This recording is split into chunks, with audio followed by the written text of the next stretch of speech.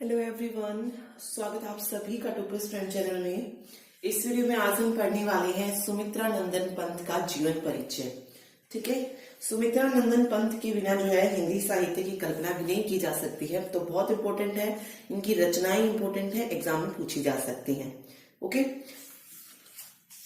और अगर आप जो है इन सभी वीडियोस की पीडीएफ लेना चाहते हैं तो आप HSC क्रैश कोर्स ले सकते हैं, जिसमें आपको जो है HSC क्रैश कोर्स के अंदर हमने जितनी भी वीडियो की थी, आई थिंक 19 से 20 वीडियो जो थी इसमें हुई थी, और साथ ही मिशन HSC में जो वीडियोस चल रही हैं हिंदी साहित्य जैसे हो रहा है अभी, आगे भी जो वीडियो आएंगी वो सारी वीडियोस जो है आपको HSC क्रैश कोर्स में मिल जाएगी। अगर कोई लेना चाहे तो ले सकता है इन सभी वीडियोस की पीडीएफ। ओके, चलिए अब पढ़ना शुरू करते हैं सुमित्रा नंदन पंत के बारे में।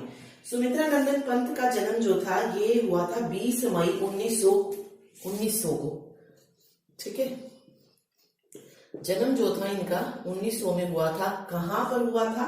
अल्मोड़ा जिले के कोसानी गांव में। अल्मोड़ा के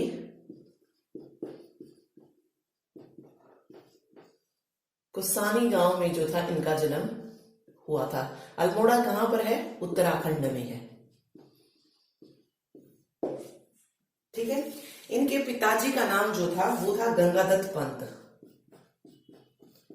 गंगादत्त पंत, और माता का नाम था सरस्वती देवी। सरस्वती देवी, सिर्फ ऐसे ही पढ़ लीजिए। ठीक है, जरूर नहीं है एग्जाम में पूछा जाए, लेकिन आपको पता होना चाहिए, क्योंकि अगर आप पढ़ेंगे तो आपके दिमाग में जरूर रहेगा कि क्या नाम था। ओके, और जन्म के कुछ समय बाद ही जो थे सुमित्रा नंदन पंत की जो माँ थी उनका निधन हो गया था। इसके बाद जो था इनका पालन पोषण जो था इनकी दादी ने किया था। ठीक है, अब यहाँ पे जो इम्पोर्टेंट क्वेश्चन बनता है कि सुमित्रा नंदन पंत का बचपन का नाम क्या था, ये इंपॉर्टेंट है यहाँ पे।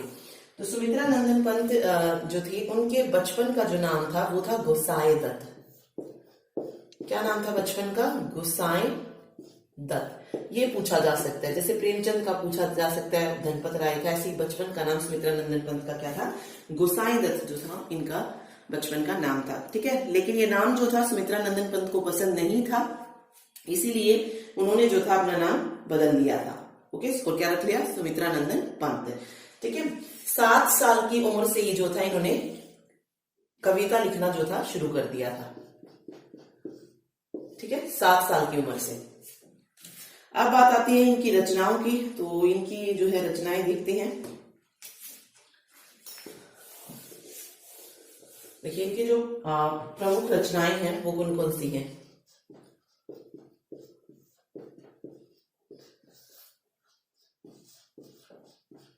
वीणा, दूसरी है ग्रंथि,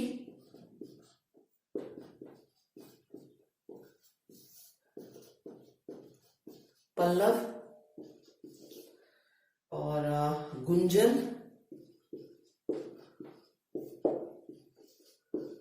ग्राम्य। ठीक है, युगवाणी है, युगवाणी 7th नंबर पर है उत्तरा। आगे है स्वर्ण किरण, स्वर्ण किरण, और 9th पर है लोकायतन। लोकायतन, ये जो है इनकी प्रमुख रचनाएं हैं। ठीक है, तो बस इनको पढ़ लीजिएगा। जैसे वीणा इंपॉर्टेंट है इसमें, या कह लीजिए ग्रंथि भी इंपॉर्टेंट है, युगवाणी हो गई, तो ये इंपॉर्टेंट है इनके लिए, तो पढ़ लीजिएगा इनको। ठीक है, अब बात आती है इनको कुछ पुरस्कार भी दिए गए, तो उन पुरस्कारों की बात करते हैं। जैसे कि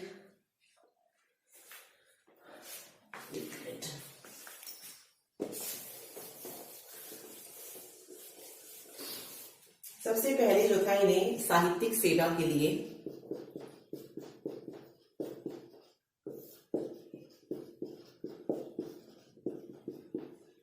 साहित्यिक सेवा के लिए इन्हें पुरस्कार दिया गया पद्म भूषण। पद्म भूषण, और ये पुरस्कार दिया गया 1961 में। फिर इन्हें जो है ज्ञानपीठ पुरस्कार दिया गया, ज्ञानपीठ भी दिया गया, ये 1968 में। ठीक है, ज्ञानपीठ पता है साहित्य के लिए दिया जाता है, तो ये 1968 में दिया गया। फिर इन्हें साहित्य अकादमी का पुरस्कार भी मिला, साहित्य अकादमी का, और एक और मिला सोवियत लैंड नेहरू पुरस्कार, सोवियत लैंड नेहरू पुरस्कार। ठीक है, तो ये इन्हें 4 पुरस्कार जो थे दिए गए थे। याद रखिए, पद्म भूषण, ज्ञानपीठ, साहित्य अकादमी और सोवियत लैंड नेहरू पुरस्कार। ठीक है,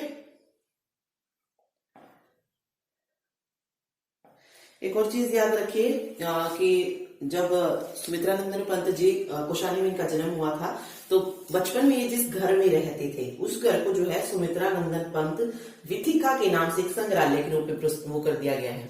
जो सुमित्रा नंदन पंत का जो घर था उनको विथिका संग्रहालय, ठीक है, विथिका संग्रहालय के नाम में से जो है परिवर्तित कर दिया गया है। ये पॉइंट भी आप इसमें याद रखिए।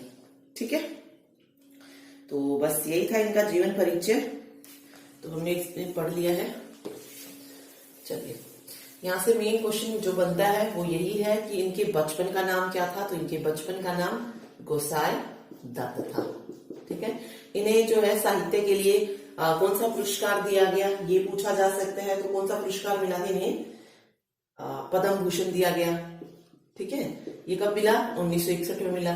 फिर 68 में इन्हें ज्ञानपीठ पुरस्कार भी मिला, साहित्य अकादमी भी मिला और लैंड नेहरू पुरस्कार भी मिला। तो ये पूछा जा सकता है। इसके अलावा इंपोर्टेंट जो रचनाएं हैं वो वीणा हो गई, वीणा, पल्लव हो गई, ये भी इंपोर्टेंट है, ग्रंथि हो गई।